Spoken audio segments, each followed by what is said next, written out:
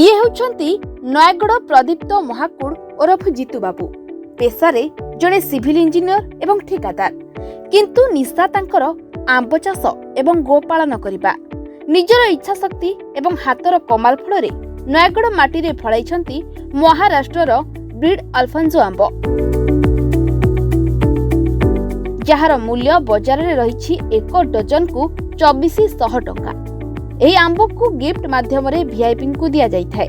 3 ବର୍ଷ ତଳେ ହାଇଦ୍ରାବାଦ ରାଜମହେନ୍ଦ୍ରୀରୁ ଚାରା ଉତ୍ପାଦନ କେନ୍ଦ୍ରରୁ 5000 ଟଙ୍କାରେ ଆଣିଥିବା 6ଟି ଆଲଫାନ୍ସୋ ଆମ୍ବ ଚାରା ତାଙ୍କୁ ଆଜି ସଫଳ ଚାଷୀର ପରିଚୟ ଦେଇଛି। ଆଲଫାନ୍ସୋ ଆମ୍ବ ଭଳି ବିଭିନ୍ନ ରାଜ୍ୟରେ 22 ପ୍ରକାର କିସମର ଆମ୍ବ ତାଙ୍କ ଫାର୍ମରେ ଫଳୁଛି। ସେଗୁଡ଼ିକ ହେଲା ବମ୍ବେ ଗ୍ରୀନ, ଲେଙ୍ଗେଡ଼ା, ଆଖୁରସ, ଦଶରୀ, ଅମ୍ରପଲ୍ଲୀ, ତୋଟାପଲ୍ଲୀ, ହେମସାଗର ଓ ମଲ୍ଲିକା ଭଳି ବିଭିନ୍ନ ପ୍ରକାର ଆମ୍ବ ତାଙ୍କ ବାଡ଼ିରେ ଫଳୁଛି। ଗତ 2 ବର୍ଷ ହେଲା ଆମ୍ବ ଫାର୍ମରୁ ଭଲ ଆଦାୟ ହୋଇଥିବା ବେଳେ ଚଳିତ ବର୍ଷ ଗୋଟିଏ ଆମ୍ବ ଗଛରେ କୁଇଣ୍ଟାଲ ଆମ୍ବ ଫଳିଛି। ଆମ୍ବ ଫାର୍ମିଂ ମାଧ୍ୟମରେ ନିଜେ ରୋଜଗାରକ୍ଷମ ସହ ଅନ୍ୟମାନଙ୍କୁ ରୋଜଗାର ଦେଇଛନ୍ତି। ଆମ୍ବ ଫାର୍ମ କରିବା ପଛରେ ତାଙ୍କ ସ୍ତ୍ରୀଙ୍କ ହାତ ରହିଛି।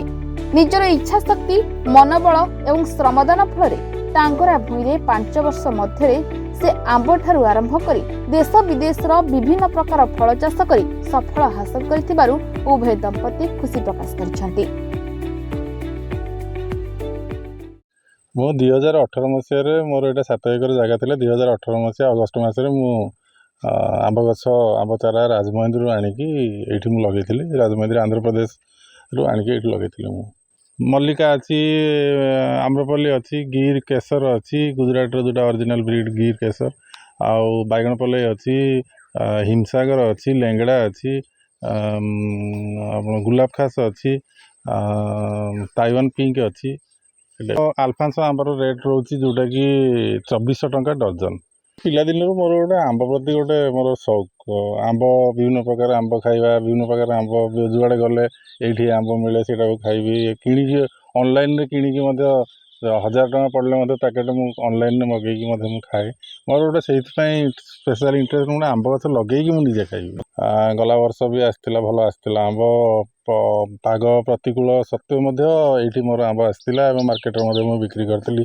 2.5 ଲକ୍ଷ ଟଙ୍କା ପାଖାପାଖି ବିକ୍ରି କରିଥିଲି। ମୁଁ ଭଲ ଲାଗେ ସବୁବେଳେ ମୁଁ ଆସିବାକୁ ଦେଖିବାକୁ ମୁଁ ଆସେ, ସବୁବେଳେ ସହଯୋଗରେ ଆସେ। ଆଉ ଆମ୍ବ ତୋଳିବାରେ, ସେ ଅଲଗା କିଛି ଫଳ ତୋଳିବାରେ ଏମିତି ସବୁ ଆସେ ଆଉ ଦେଖେ। ତ ଫାର୍ମ ଆସିଲେ ବହୁତ ଭଲ ଲାଗେ। ମୁଁ ବହୁତ ଟାଇମ୍ ଆସେ।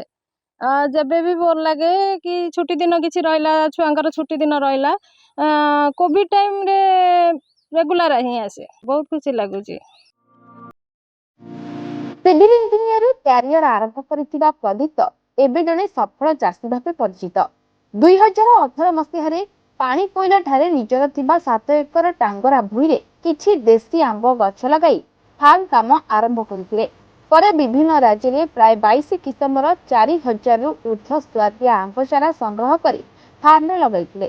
ସେଗୁଡ଼ିକ ଉନ୍ନତମାନର ଚାରା ହୋଇଥିବାରୁ 3 ବର୍ଷ ମଧ୍ୟରେ ଛୋଟ ଛୋଟ ଗଛରେ କୁଇଣ୍ଟାଲ ଆମ୍ବ ଫଳିଛି। ଯେଉଁ ଗଛକୁ ଦେଖିଲେ ଫଳରେ ଭରପୁର, ଯାହାଫଳରେ ଡାଳ ନଇଁ ପଡୁଛି। ଯୁଆଡେ ଦେଖିଲେ ଭଳିକି ଭଳି ଆମ୍ବ ଝୁଲୁଛି। ଏହା କେବଳ ସମ୍ଭବ ହୋଇପାରିଛି ସଫଳ ଚାଷୀ ପ୍ରଦୀପ୍ତ ଏବଂ ତାଙ୍କ ସ୍ତ୍ରୀ ଦୃଢ଼ ଇଚ୍ଛା, ଅକ୍ଳାନ୍ତ ପରିଶ୍ରମ ଏବଂ ମନରେ ଥିବା ଆଗ୍ରହ ଯୋଗୁଁ। ଏବେ 2 ବର୍ଷ ହେଲା ସେ ଆମ୍ବ ଚାଷରୁ ବର୍ଷକୁ 5 ଲକ୍ଷ ଟଙ୍କା ଲାଭ କରୁଛନ୍ତି। କେବଳ ଆମ୍ବ ଚାଷ ନୁହେଁ, ଉଭୟ ଦମ୍ପତିଙ୍କର ଗୋପାଳନ ପ୍ରତି ମଧ୍ୟ ଆଗ୍ରହ ଥିବାରୁ ଫାର୍ମ ହାଉସରେ ପଞ୍ଜାବ ଏବଂ ରାଜସ୍ଥାନର ବିଭିନ୍ନ ଭେରାଇଟିର 20ଟି ଜର୍ସି ଗାଈ, ମେଣ୍ଢା ଏବଂ ବିଭିନ୍ନ ଭେରାଇଟିର କୁକୁଡ଼ା ପାଳନକୁ ଉନ୍ନତ ମାନର ପଦ୍ଧତିରେ ଚାଷ କରିଛନ୍ତି। ଗୋଟିଏ ଗାଈର ମୂଲ୍ୟ 70,000ରୁ ଆରମ୍ଭ କରି 1 ଲକ୍ଷ ଟଙ୍କା ପର୍ଯ୍ୟନ୍ତ ରହିଛି।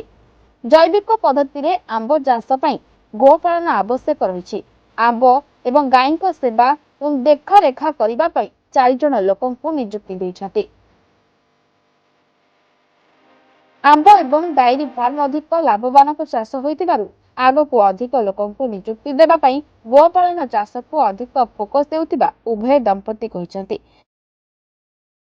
ଆମ୍ବ ଫାମ୍ବ ତୋଳୁଛୁ, ଗାଈ ଗୋରୁ ଧନ୍ଦା କରୁଛୁ। ଆଉ ସହଜ ତ ଗାଁ ପାଖ ଆମର ଏଠି ଚଳ ବିଚଳ ହଉ ଚଳୁଛୁ। ଆଉ କ'ଣ ରୋଜଗାର ପାଉଛୁ। ଆମେ ଆସିକି ଗଛରେ ଏଠି ପାଣି ଦଉଛୁ, ସାର ଦଉଛୁ, କୋଉଠି ହେଲେ ଘାସ ଖଣ୍ଡେ ଉପଡ଼ା ହଉଛି ଗଛ ମୂଳରୁ। ଏବେ ଆମ୍ବ ତୋଳା ଚାଲିଛି। ଫସଲ ବାଡ଼ି ମଧ୍ୟ କରୁଛୁ। ଫସଲ ବାଡ଼ି କରିକି ଆମ୍ବ ଗଛ ଆମ୍ବ ତୋଳୁଛୁ, ପୋଡ଼ା ଖସା ମଧ୍ୟ କରୁଛୁ। ଗାଈ 20-25 ପଟ ଗାଈରୁ କ୍ଷୀର ପାତି ଦଉଛୁ, ଆଉ ତାଙ୍କୁ ସେବା ସୁତରା ଭଲ କରୁଛୁ, ଗଧା ଗଧି କରୁଛୁ, ସେବା କରୁଛୁ, ଦାନା ମଧ୍ୟ ଦଉଛୁ। ଦାନା ଭଲ ଖାଉଛନ୍ତି, ସେବା ମଧ୍ୟ ଚାଲିଛି କରୁଛୁ। ଗାଈ ସେବା କ୍ଷୀର ପାତି ଦଉଛୁ, ବିକ୍ରି ମଧ୍ୟ କରୁଛୁ। ଆଉ 4 ଜଣ ମଧ୍ୟ ସେବା ସୁତରା ଆମେ ଚଲେଇଛୁ। ଭଲ ସୁବିଧା ଅଛି, ଆମର ଚଳିବାର ଭଲ ଅଛି। ଆଉ କିଛି ନ କହିବା ପୂର୍ବରୁ ଆମକୁ ଭଲ ସାହାଯ୍ୟ କରୁଛନ୍ତି, ପଇସା ଆଗରେ ମଧ୍ୟ ଦଉଛନ୍ତି। ଏଇଟା ଭଲ ଅଛି ଆମର। କିନ୍ତୁ ବାହାରେ ଯିବା ପ୍ରତି ଆମର ଏଇଟା ମଧ୍ୟ ଆମର କେତେ ସୁବିଧା, ଆମକୁ ପାଖ, ଭଲ ସୁବିଧା ଚାଲିଛି। ଫାର୍ମରେ ଭଲରେ ଅଛି ଆଜ୍ଞା, ଭଲରେ ଅଛୁ, ଭଲ ଚଳୁଛୁ। ଗାଈ ପାଉଛନ୍ତି, ପଇସା ପତ୍ର ମଧ୍ୟ ଭଲ ଦଉଛନ୍ତି, ଭଲ ବ୍ୟବହାର ଦେଖୁଛନ୍ତି, ଆମକୁ ଖାଇବା ଭଲ ଦଉଛନ୍ତି। ଏଥିପାଇଁ ଏବେ ଉଦ୍ୟମ କୃଷି ଏବଂ ଭେଟେନାରୀ ଡିପାର୍ଟମେଣ୍ଟ ପକ୍ଷରୁ ସହାୟତା ଯୋଗାଇ ଦିଆଯାଇଛି। ସିଭିଲ ଇଞ୍ଜିନିୟରିଂରୁ କ୍ୟାରିୟର ଆରମ୍ଭ କରିଥିବା ପ୍ରଦୀପ୍ତ କେବେ ଭାବିନଥିଲେ ସେ ଜଣେ ସଫଳ ଚାଷୀ ହୋଇପାରିବେ। ସୌକିନରେ ଆମ୍ବ ଚାଷ କରି ଏବେ ସେ ସଫଳ ଚାଷୀ ଭାବେ ପରିଚିତ। ନିଜେ ରୋଜଗାରକ୍ଷମ ହେବା ସହ ଅନ୍ୟଙ୍କୁ ଚାକିରି ପଛରେ ନ ପଡ଼ି ଫାର୍ମିଂ ପ୍ରତି ପ୍ରେରଣା ଦେଇଛନ୍ତି। ନୟାଗଡ଼ରୁ ମାନସ କୁମାର ସାହୁଙ୍କ ରିପୋର୍ଟ, ରିପୋର୍ଟର୍ସ ଡେ।